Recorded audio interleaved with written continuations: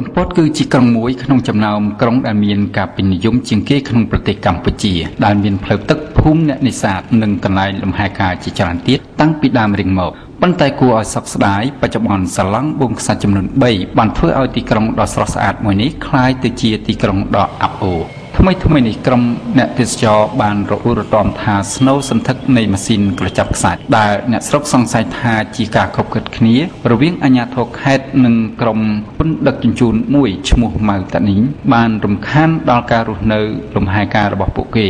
និងធ្វើឲ្យខាតបង់ផលប្រយោជន៍ជាច្រើនរបស់ប្រជាពលរដ្ឋក្នុងតំបន់នោះលកឹកណាការបូមខ្សាច់នៅតែបន្តនោះច្រាំងនឹងបាក់ជាបន្តបន្ទាប់ហើយវានឹងបង្កការគំរាមកំហែងកាន់តែខ្លាំងដល់ធនធានរ៉ែក៏ដូចជាធនធានក្នុងទន្លេជាច្រើនរាប់មិនអស់ពិសេសគឺជីវភាពរស់នៅរបស់ប្រជាពលរដ្ឋក្នុងខេត្តកំពតទាំងមូលតំណាងរាស្ត្រមណ្ឌលកំពតមកពីគណៈបកសំរងស៊ីលោកស្រីមួយសុខួរមានប្រសាសន៍ថា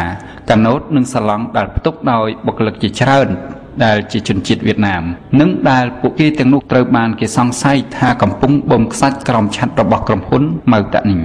ចាប់តាំងពីមានការបូមខ្សាច់ប្រជានេសាទក្នុងតំបន់នេះបានសម្ដែងនូវក្តីព្រួយកង្វល់ជំវិញការបំផ្លិចបំផ្លាញជំរុកត្រីដែលជាលទ្ធផលធ្វើឲ្យតម្លៃនៃអាហារសមុទ្រឡើងថ្លៃកាន់តែខ្ពស់ប្រជានេសាទដែលមានការភ័យខ្លាចខ្លាំងពីបញ្ហានេះបាននិយាយថាបរិស្ថានក្នុងតំបន់នោះបានខ្ទេចខ្ទាំដោយសារតែការបូមខ្សាច់យោងតាមឯកសារដែលភ្នំពេញប៉ុស្តិ៍ទទួលបានបង្ហាញថាអភិបាលរងស្រុកទឹកឈូលោកសែដានបានត្រួតពិនិត្យឃើញមានច្រាំងទន្លេបាក់3កន្លែងក្នុងតំបន់ដែលក្រុមហ៊ុនតានីងធ្វើប្រតិបត្តិការបូមខ្សាច់លោកអភិបាលខេត្តកំពតខួយខុនហួរបានបដិសេធផ្ដល់ការពន្យល់ថាហេតុអ្វីបានជានៅមានការបន្តបូមខ្សាច់បើទោះជារកឃើញថាមានការបាក់ច្រាំងទៅហើយនោះអស់រយៈពេល6ខែមកហើយដែលសាឡង់បូមខ្សាច់ទាំងនោះបានបង្កនូវភាពល្អក់កកដល់ភាពស្ងប់ស្ងាត់នៃដៃសមុទ្រនិងវាលល្បាប់បន្ទាប់ពីអាជ្ញាធរបានរកឃើញថាប្រតិបត្តិការរបស់លោកម៉ៅតានីង